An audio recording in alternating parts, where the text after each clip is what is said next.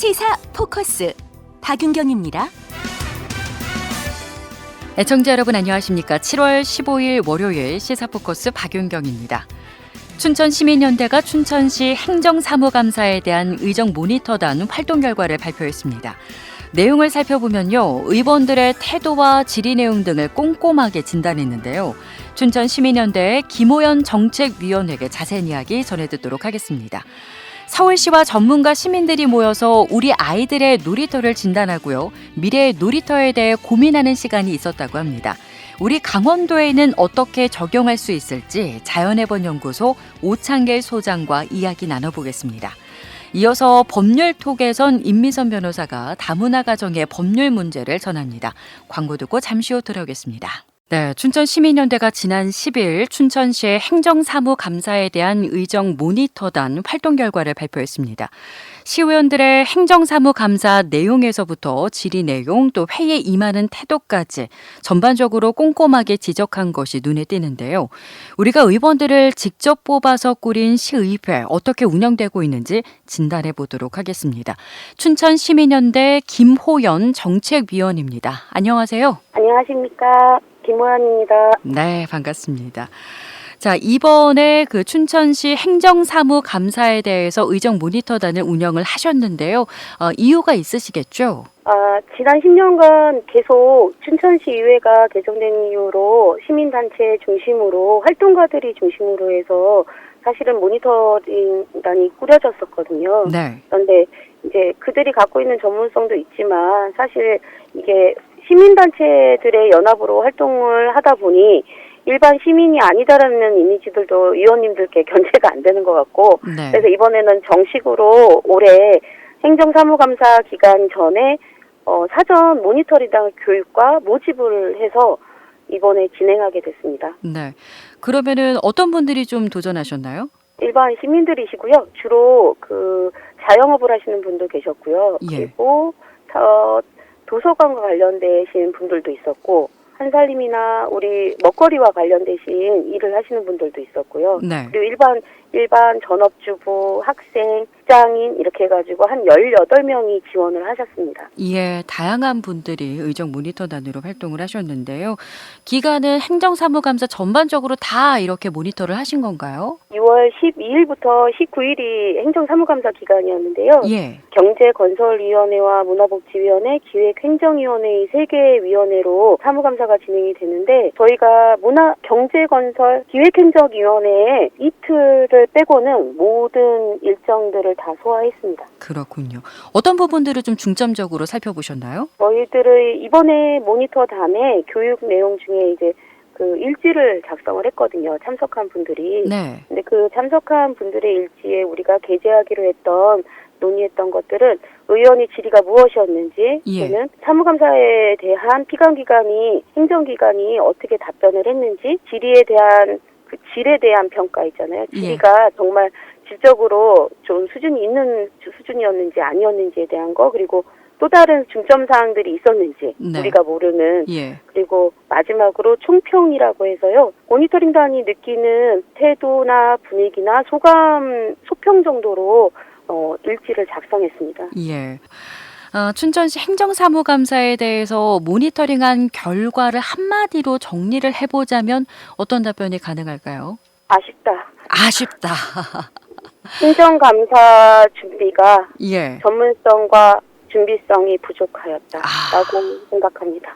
상당히 실망스러운 결과였다라고 봐야겠네요. 예. 그리고 무엇보다도 성실도에 대한 문제들이 모니터단의 일지나 또는 소평에서 많이 나오고 있어요. 성실도요? 예. 행정사무감사가 작년에 지선 선거 이후에 바로 2개월밖에 안 됐을 때에 행정감사를 했었잖아요, 작년에. 네. 예. 그러니까 근래를 비교하자면. 예. 그리고 나서 바로 1년 만에 이제 행정감사를 이제 하는 건데, 예. 작년 8월과 올해 6월이니까 약 10개월 만에 하는 거죠. 예. 그런데 공통적으로 지적했던 것들은 의원들의 성실성에 대한 얘기였어요. 그리고 질의 수준이 저번 행정사무감사보다 높아지지 않았다. 그래서 그런 아쉽다. 이야기가 아쉽다입니다. 하나씩 좀 짚어볼게요. 의원들의 질의 내용을 들여다보면 사전 준비가 부족하고 질의 수준이 낮았다라는 지적이 있었습니다. 조금 구체적으로 말씀을 해주실까요? 저희가 사실 한 달 정도 뒤에 기자회견을 하겠다라고 말씀을 드렸거든요. 보도자료에. 네. 그 얘기를 했던 건 저희 시민 모니터 단이 이 모니터를 한 것들은 현장 모니터이지 않습니까? 예. 그리고 사실 시의회에서 피감기관이나 행정사무감사를 하시는 의원들의 질의가 전문 분야시잖아요. 네. 그래서 그것이 우리 모니터링단이 보기에 오해의 소지가 있을 수도 있으니 그러면 회의록 모니터를 함께 해서 발표하자라고 해서 저희가 이번에 소감 소평 정도로만 낸 거였었거든요. 네. 자료를. 그러면 좀 전에 말씀하신 것처럼 저희가 의원 평가와 피감기관 평가로 나뉘어서 중점은 회의록을 중심으로 할 거고요. 예. 사전 준비 정도 그리고 질의 아까 말씀하셨던 적절성이라고 하는 부분, 전문성이라는 부분 그리고 질의만 하는 것이 아니라 그것에 대한 대안이 제시되는 질문이었는지 네. 지적만 하는 질문이었는지에 예. 대한 것을 말씀드리려고 합니다. 예. 아까 성실도 부분도 이제 많이 좀 말씀을 하셨는데 감사를 진행할 때 의회 임하는 태도를 좀 구체적으로 지적을 하셨더라고요. 예, 왜냐하면 저희가 일지에도 개회 시간, 정회 시간, 그리고 입실, 의원별 불출석을 했는지 여부, 그리고 의원들이 출석했으나 자주 왔다 갔다 하는 모습이 있었는지 시간을 다 체킹을 했거든요. 네. 그랬을 때 극단적으로 좀 얘기하면 어느 위원회에서는 지금 행정감사가 속개가 돼야 되는데 착석한 의원이 전체 의원 중에 2명밖에 없어서 아이고, 예. 네, 의사를 진행하는 이제 의회 사무국에서 예. 사무실에 저희가 의원들이 이 의회 내에 있는지 여부가 의원실이 다 뜨거든요. 파란색, 빨간색. 예. 근데 그래서 부르러 가는 그런 경우도 있었어요. 그래서 너무 실망스러웠다고 그러셨거든요. 예. 의원실에 있음에도 지각하시는 분들이 많으셨군요. 예. 그리고 휴대전화 사용하시는 분들도 계셨다고 하셨는데, 예. 국회에서도 휴대전화로 부적절한 동영상을 보거나 또 졸다가 사진 기자에게 포착이 돼서 여론의 비판을 경우도 많은데, 우리 지역에서도 좀 그런 일이 있었던 것 같습니다. 좀 또 다른 아쉬운 부분들은 좀 어떤 점일까요?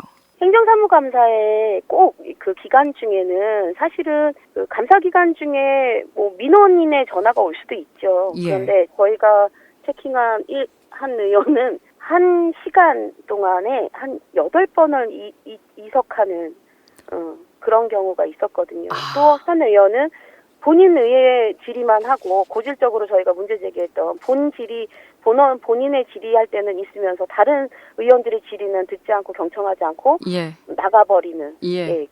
그런 경우들이 있었습니다. 또 공간에 대한 아쉬움도 있었다고요.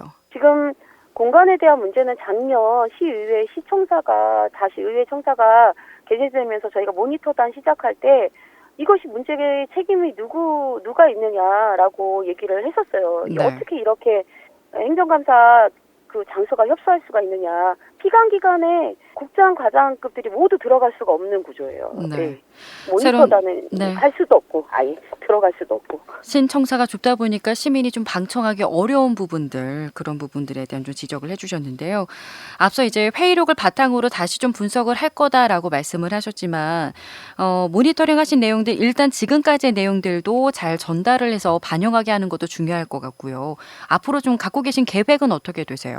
저희가 지금 의회 회록이 나오는 기간이 약 한 달이 걸리거든요. 네. 그 전에는 지금 말씀하신 것처럼 각 위원회별 일지 현장 모니터링단 했던 것들을 보기 편하고 좀 도표화시키는 작업들을 지금 하고 있습니다. 예. 그래서 중간에라도 된다라면 물론 현장 모니터와 회의록 모니터를 총괄하는 기자회견도 하겠지만 예. 중간에라도 자료 정리가 된다라면 시민연대에서 보도자료 형태로 미리 발표를 할 수도 있습니다. 네, 앞으로 이어질 그 발표 내용도 관심을 갖고 좀 지켜보도록 하겠습니다. 말씀 여기까지 듣죠. 고맙습니다. 관심 가져주셔서 감사합니다. 네, 고맙습니다. 춘천시민연대 김호연 정책위원이었습니다.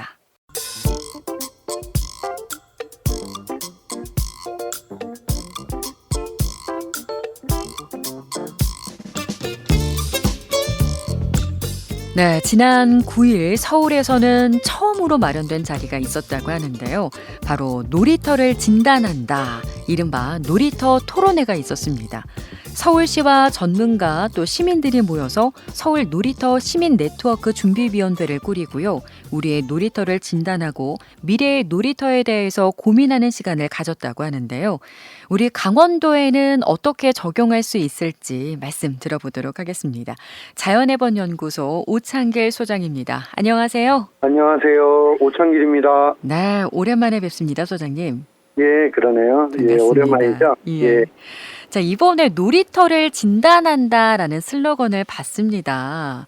예. 아니, 우리 놀이터에 어떤 문제가 있는 건가요? 예, 놀이터라는 공간에 대해서 우리는 이제 많이 익숙하잖아요. 네. 예, 놀이터가 사실은 이제 우리 인류에게 알려지기 시작한 건 불과 한 120년 전 네. 유럽에서 시작된 거거든요. 예. 왜 시작됐냐면 산업혁명 이후에 자동차가 생기고 아이들이 활동하는데 위험하게 되니까 예. 놀이공간을 마을에서 특정한 공간으로 만들어서 했고, 예. 한국 같은 경우는 1960년대, 70년대 이후에 놀이터라는 공간들이 생겼는데 예. 그동안 놀이터를 만들기는 했지만 놀이터에 대한 운영이라든가 놀이터를 이용하는 어린이, 그다음에 놀이터와 관련된 관리에 대한 부분은 많이 미흡했기 때문에 이번에 이런 토론회를 열게 되었습니다. 그러네요. 저도 놀이터를 어떤 운영하거나 관리에 대한 부분들은 전혀 고민을 해본 적은 없었던 것 같은데 좀 구체적으로 놀이터에 좀 어떤 문제 혹은 특징 같은 것들이 있었나요? 저희 서울시 같은 경우는 2014년부터 한 2천여 개의 서울시와 자치구가 관리하는 놀이터가 있는데요. 네. 근데 그 놀이터가 사실은 좀 노후돼서 폐쇄되는 놀이터도 있었고 예. 관리가 미흡된 놀이터가 있었어요. 예. 근데 그동안은 놀이터에 대해서 예산도 많이 부족했고 네. 관심도 부족했기 때문에 그런 것들에 대해서 많이 신경을 못 썼는데요. 네.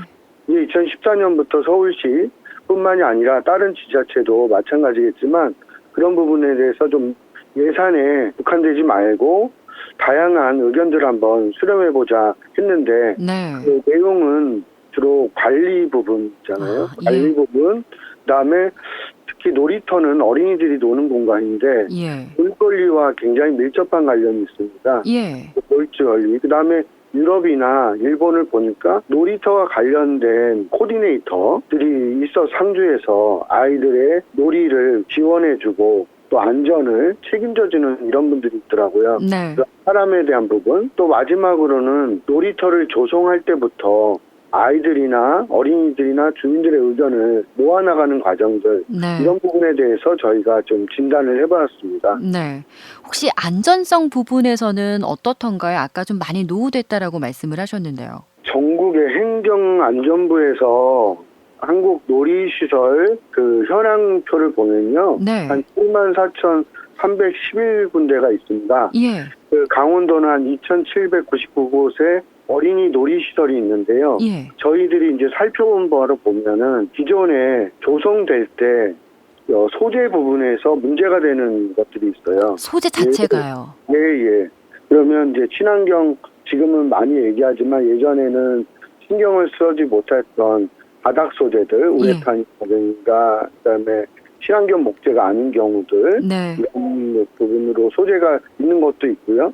또 하나는 이거는 좀 역설적이기도 하는데 저희가 어린이 놀이에 관련해서 항상 붙어 다니는 게 안전이거든요. 네. 학교에서 학생들이 생활할 때도 안전 문제에 대해서 굉장히 많이 저희 어른들이 제재를 하는데 사실은 저희가 이렇게 살펴본 바에 의하면 지금 놀이터의 안전과 관련해서는 규정들이 그렇게 명확하게 있지를 않아요. 네. 근데 이제 그런 부분들을 저희가 이제 좀 시민의 입장에서 좀 안전 기준의 부분도 좀 변화가 있어야 되지 않을까 싶습니다. 네. 그 9일 놀이터 토론회에서는 어떤 분들이 모이셨나요?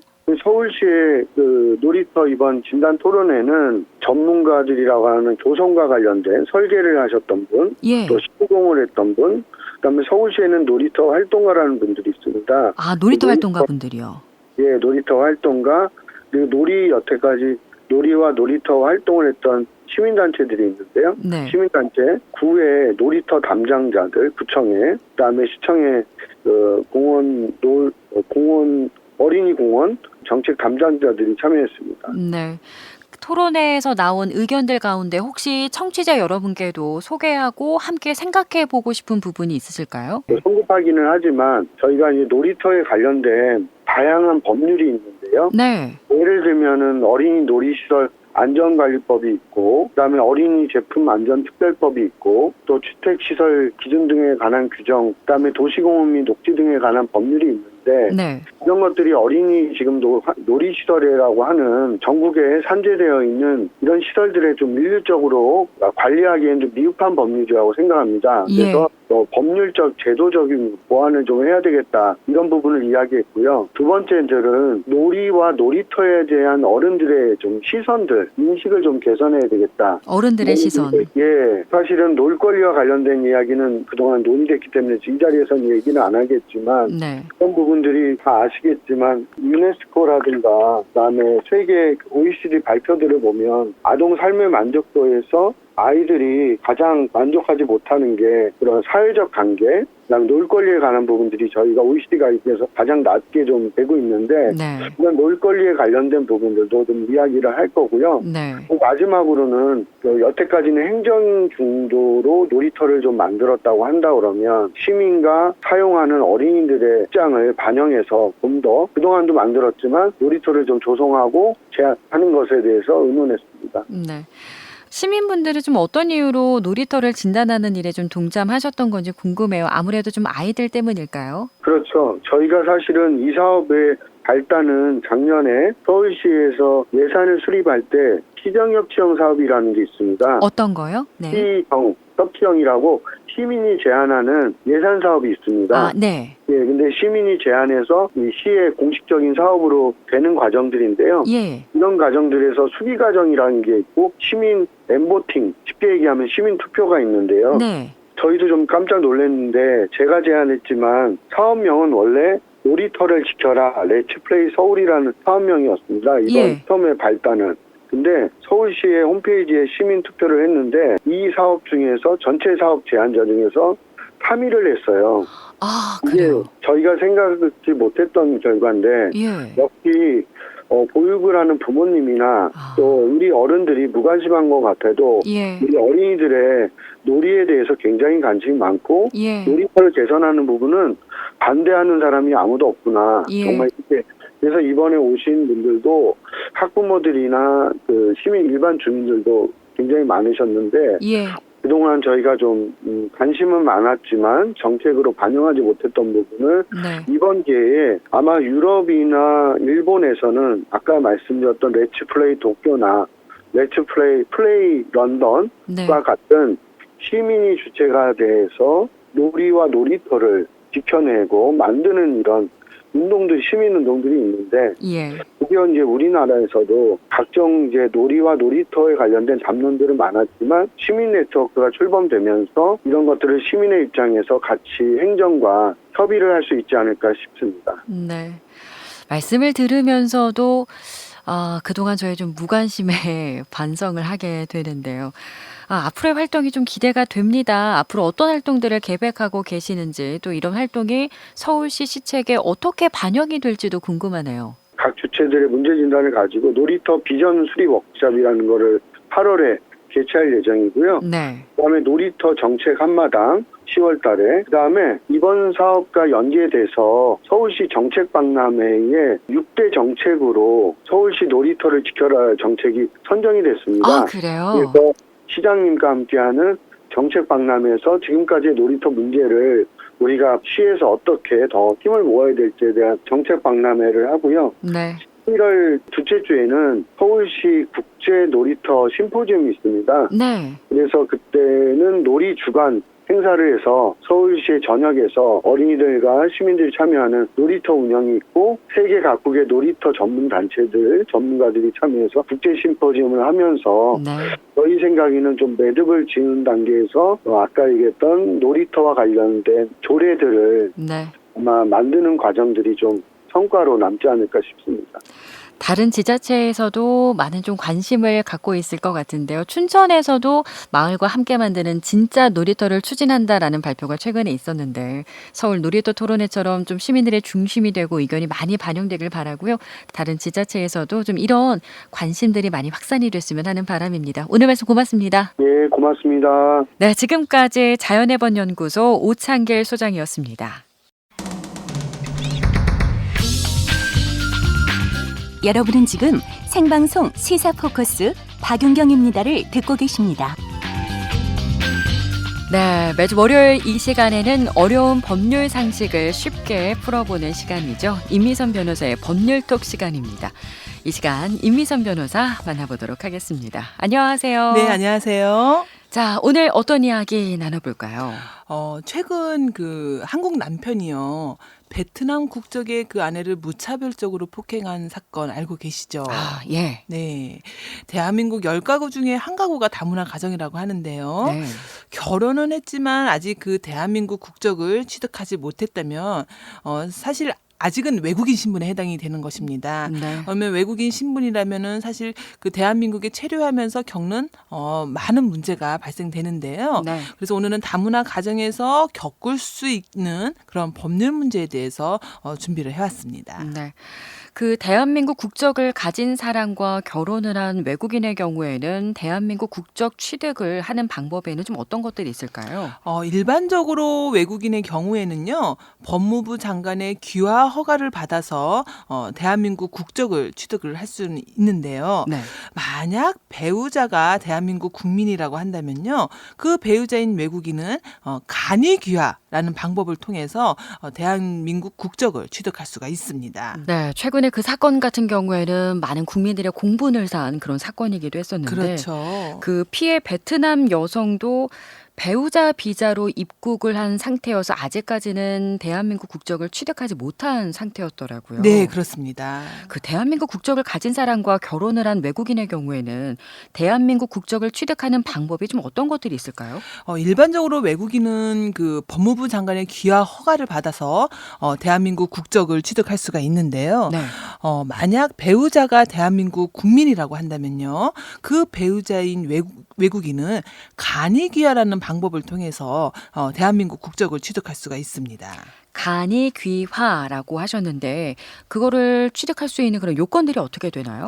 간이 귀화가 인정되려면요, 외국인이 그 대한민국 배우자와 혼인한 상태로 대한민국에 2년 이상 계속해서 주소가 있거나 아니면 대한민국 배우자와 혼인을 해서 3년이 지나고 혼인한 상태로 대한민국에 1년 이상 계속해서 주소가 있는 경우에는요, 간이 귀화로 대한민국 국적을 취득할 수가 있습니다. 일정 기간들이 조금 필요한 것 같은데 네. 만약에 지금 말씀하신 기간을 충족하지는 못했지만 대한민국 사람과 혼인을 한 경우에는 대한민국 국적을 취득할 방법이 전혀 없나요? 아닙니다. 그 앞서 말씀드린 그 기간을 다 채우지는 못했다 하더라도요, 대한민국 배우자와 혼인을 해서 대한민국에 주소를 두고 있던 중에 배우자가 사망을 하였거나 아니면 배우자의 가정폭력 등으로 이혼을 하는 등 그 자신의 책임 없는 사유로 정상적인 혼인 생활을 할 수 없다고 했다면 나머지 그 잔여 기간을 채우고 법무부 장관이 상당하다고 인정되면 대한민국 국적을 취득할 수가 있습니다. 예. 뿐만 아니라 말씀드린 것 외에도 자녀를 출산을 해서 양육을 하고 있다고 한다면요, 자녀 기간을 채운 이후 법무부 장관이 상당하다 인정하는 경우에는 대한민국 국적을 취득할 수가 있는 것입니다.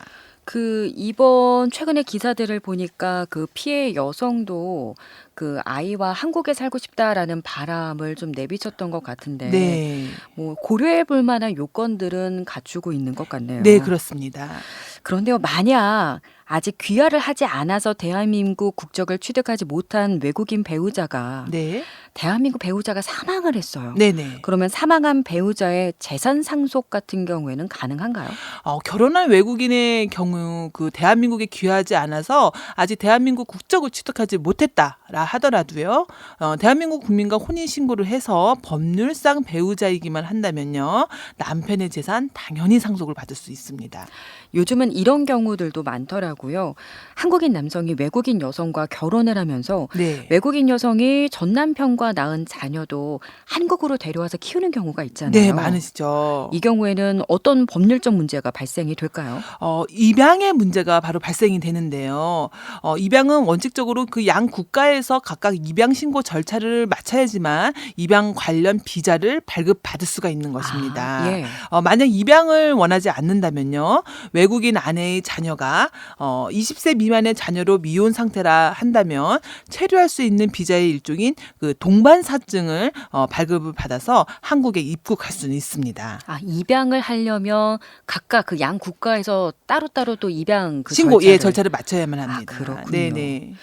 그리고 보면요. 혼인신고 당시에는 서로가 네. 혼인의 의사가 없어요. 네네. 예. 가장 혼인이죠. 가장 혼인이죠. 네네네. 이 경우에는 이제 무효 혼인에 해당이 네, 된다고 알고 맞습니다. 있는데 네. 만약에 외국인이 정말 그냥 한국에 입국해서 취업을 하기 위한 방편으로 혼인신고를 한 경우라면 그 혼인신고는 무효가 될까요? 결론부터 말씀드리면 당연히 무효인 혼인신고입니다. 네. 유효한 혼인은 그 당사자 간에 서로 혼인의 합의가 있어야 되는데요. 부부관계를 설정하려는 의사가 없이 말씀하신 것처럼 단지 그 한국에 입국을 해서 취업하기 위한 방편으로 혼인신고에 이르렀다고 한다면요. 네. 무효인 혼인에 해당이 됩니다. 물론 대부분의 그 국제결혼, 다문화 가정이 다 그런 것은 아니지만 네. 아무래도 서로 뭐 문화적 차이, 언어적 차이 때문에 갈등을 겪는 경우도 있다 보니까 네, 그러시죠. 외국인 배우자가 이제 집을 나가서 네네. 실질적으로 혼인 관계가 유지되지 않는 가정들도 많잖아요. 예, 사실상 좀 가장 많은 사례 네. 중에 하나입니다. 이런 경우에는 혼인 관계를 정리하는 방법이 있나요? 다문화 가정에서 그 가장 문제되는 부분이요. 바로 이 가출한 외국인 배우자와의 이혼 문제입니다. 네. 기본적으로 혼인 생활을 하다가 외국인 배우자가 만약 가출을 한 경우라고 한다면요. 그 경우에는 혼인 무효 사유에는 해당이 되지는 않고요. 네. 재판상 이혼 사유에는 해당될 수가 있습니다. 그러니까 재판을 거쳐야 되는 거예요. 네, 그렇습니다. 그 외국인이 국내에서 금고 이상의 형을 선고받게 되면 원칙적으로는 강제 퇴거 조치되는 것으로 알고 있는데요. 네. 강제 퇴거되지 않은 예외적인 경우도 있을까요? 강제 퇴거 여부는요. 여러 재반 사정을 고려를 해서요. 결정되는 재량 행위이기 때문에요. 금고 이상의 그 형을 선고받은 사실 그 자체 하나만으로는 반드시 강제 퇴거되는 것은 아닌 것을 주의하셔야 합니다. 알겠습니다. 자, 오늘은 다문화 가정에서 겪을 수 있는 법률 문제에 대해서 다양하게 알아봤습니다. 말씀 여기까지 듣죠. 고맙습니다. 네, 감사합니다. 네, 지금까지 임미선 변호사였습니다.